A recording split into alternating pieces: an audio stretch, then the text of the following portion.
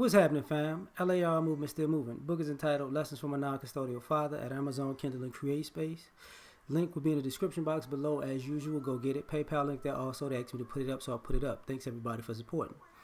This video is entitled You're 18 years old, so get out. You know, this old American thing where I'm grown. When you're 18, you're grown, get out of my house. Well, I thought about it and I was like, this has a lot of implications. Okay, sometimes kids are 18 and it's time to get out because they're going to college or the military. So you're 18 and now it's time for you to embark on the world. So you got to go to school or you got to go to the military to expand your horizons. So get out. Nothing's wrong with that. Get out, But I think we don't talk about the underlying, I'm tired of you. You're getting on my nerves. I want to be free. I'm sick of you now. Get out. The other thing is, with broken families, the teenage years of bucking authority and bucking the system, and kids feeling like they grown. Okay, you so grown. You 18 now. Get out.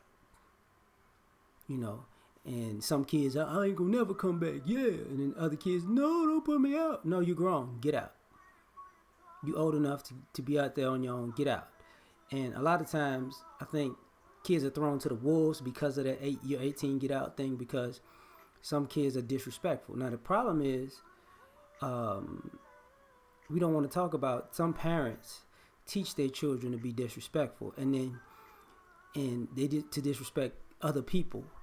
And then as they get older, they start disrespecting that parent that taught them to disrespect. And then the parent's like, well, you 18 now, you got to get out because I'm tired of you disrespecting me.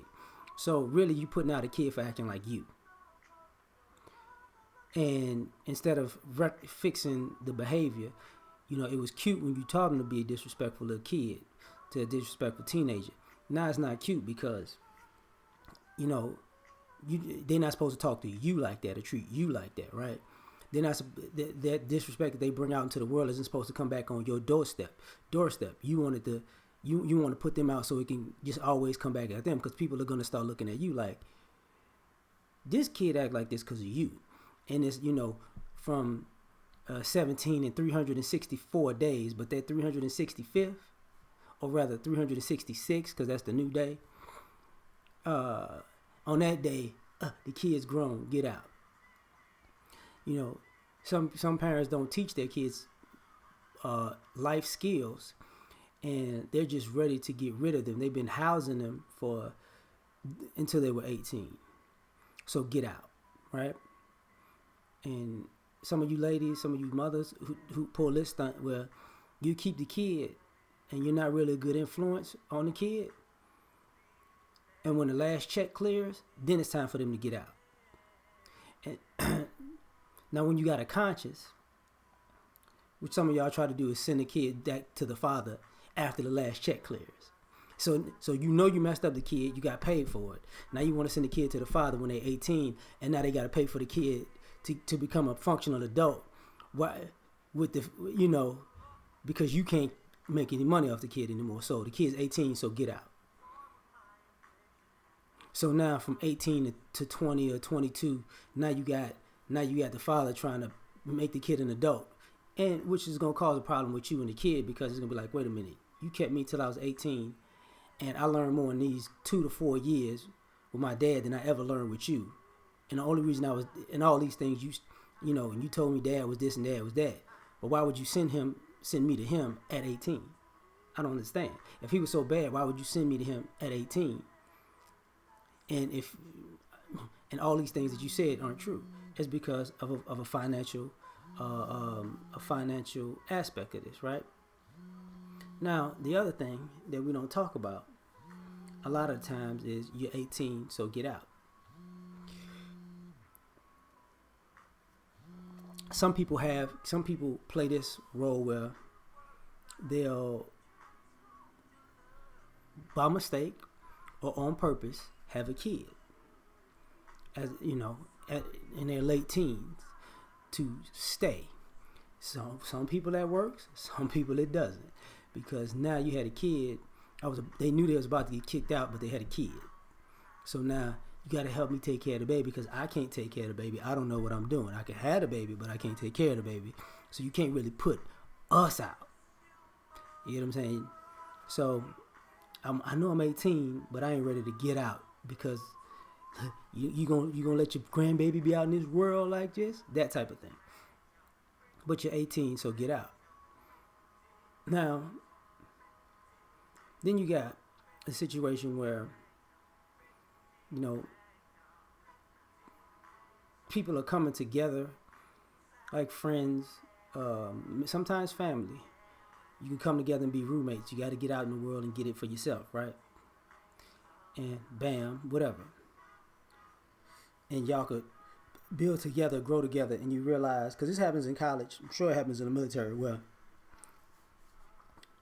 you wind up with a roommate who wasn't really parented properly, and now they're making your life a living hell because they don't know how to clean up after themselves, or they don't shower, they don't do stuff like that. They're not cleanly type of people, or they're a liar or a stealer or something like that, and you wind up having to get into it with them.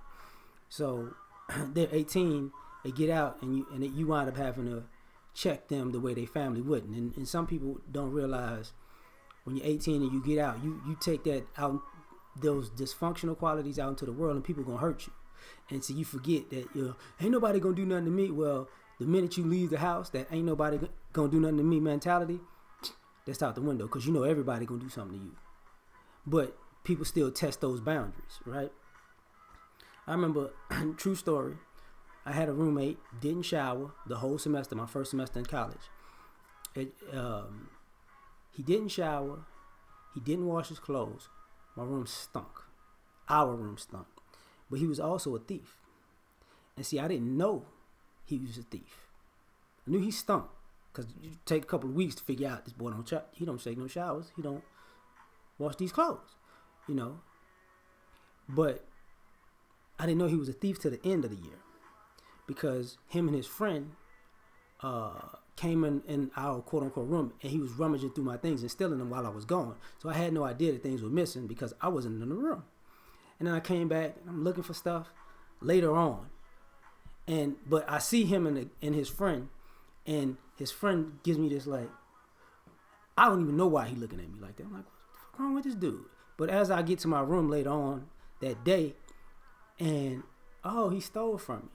So the fool that don't shower and sleep, he had gotten a bad car wreck, so he had brittle bones. So in our dorm room, in the suite, I don't know why they had a couple of cinder blocks.